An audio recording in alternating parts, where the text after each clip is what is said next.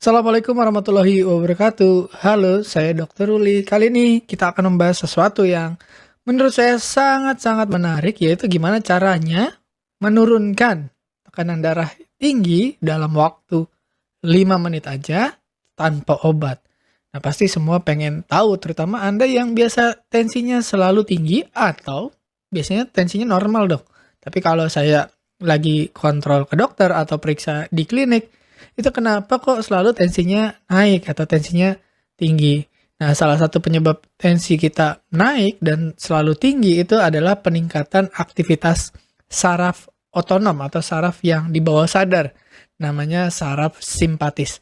Nah, ada dua cara yang secara ajaib dan bisa dibuktikan secara ilmiah juga, ada publikasi ilmiahnya, menunjukkan bahwa dua cara ini bisa menurunkan tensi yang disebabkan oleh peningkatan saraf simpatis, yaitu dengan cara mengaktifkan lawannya dari simpatis, yaitu parasimpatis. Caranya gimana? Pengen tahu? Simak sampai selesai, jangan sampai salah paham.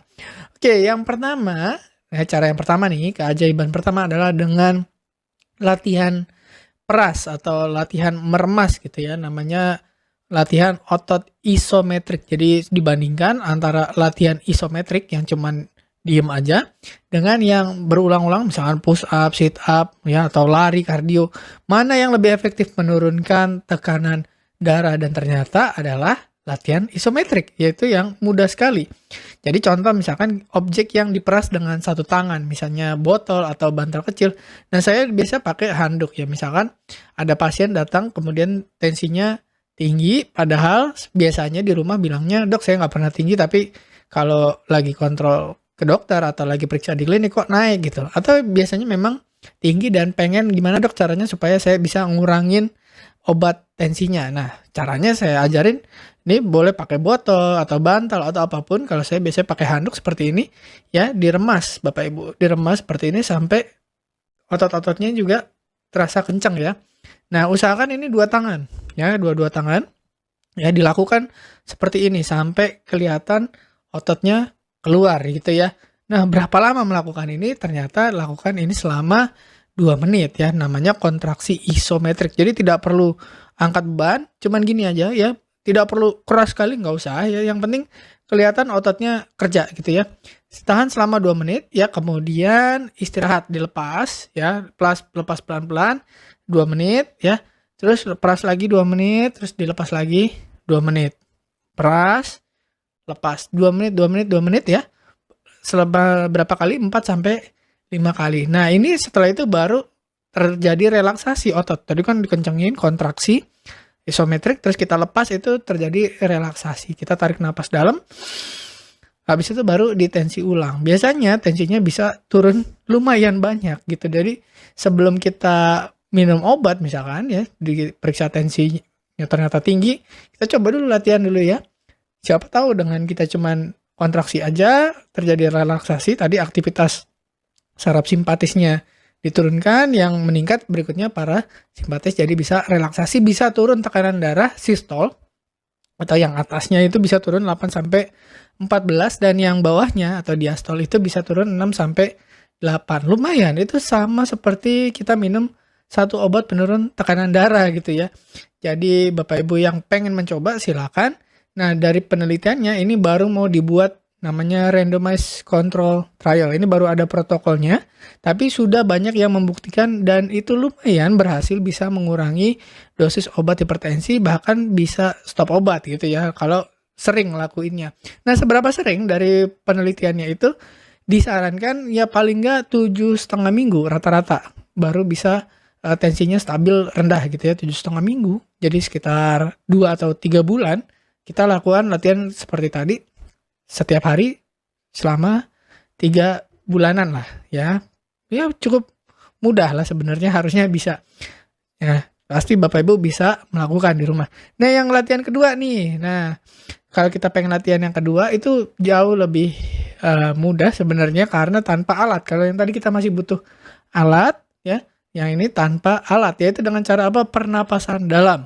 Jadi kalau Bapak Ibu pernah misalkan latihan pernapasan, itu kelihatan banget ketika kita aktivitas simpatisnya naik, cara menurunkannya dengan meningkatkan parasimpatis. Jadi kalau simpatisnya naik, tensinya naik. Supaya tensinya turun, harus dikurangi simpatisnya dan ditingkatkan parasimpatisnya. Caranya, pernapasan dalam gampang Bapak Ibu, tarik napas dalam ya, biasanya pernapasan perut ya, perutnya yang naik, dadanya yang turun. Jadi waktu kita tarik napas, perutnya yang naik, tarik napas lewat hidung ya, tarik napasnya ya, tidak perlu terlalu dalam juga nggak apa-apa, tapi yang penting adalah waktu kita mengeluarkan atau menghembuskan itu perlahan.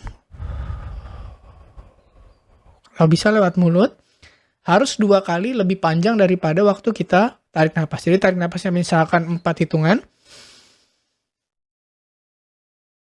hembuskannya 8 hitungan.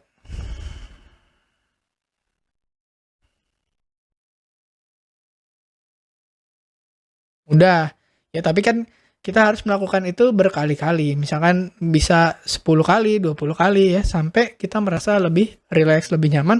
Setelah itu kita bandingkan tekanan darah sebelum kita pernapasan dalam dan tekanan darah setelah pernapasan dalam. Ya kalau masih kurang juga ya ditambah lagi pernapasannya.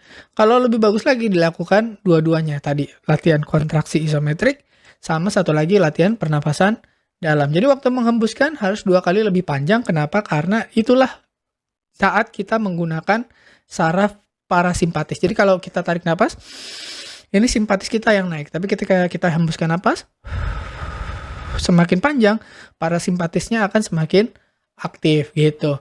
Nah, kecuali Bapak Ibu memang sudah terjadi gangguan keseimbangan simpatis parasimpatis. Jadi waktu pas hembuskan napas, denyut jantungnya itu tidak turun, tensinya tidak turun. Nah, biasanya kalau yang seperti itu adalah pada pasien-pasien yang mengalami stres kronis.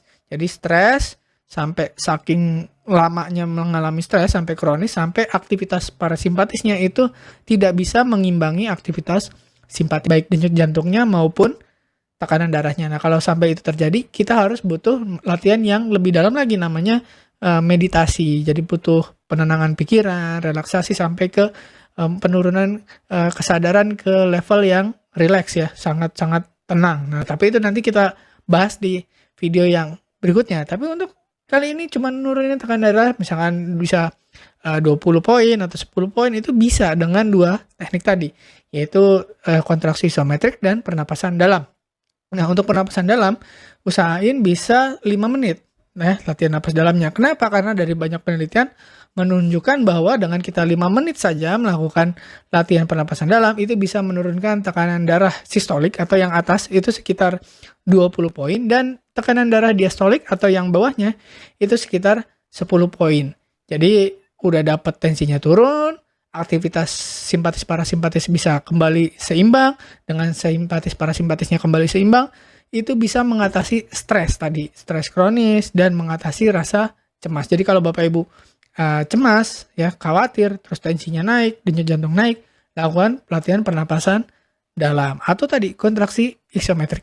Mudah ya. Jadi yang paling penting dari video kita kali ini adalah kita belajar 2 metode alami untuk menurunkan tekanan darah. Jadi kalau untuk menurunkan tekanan darah dalam jangka panjang butuh lebih dari sekedar latihan, tapi harus mau menjaga makan, meningkatkan aktivitas, tidurnya harus cukup, dan seterusnya dan seterusnya. Nanti kita akan bahas lagi gimana cara menurunkan tekanan darah supaya Anda tidak hipertensi, tapi juga tidak perlu minum obat gitu. Jadi menurunkan ketergantungan kita pada obat.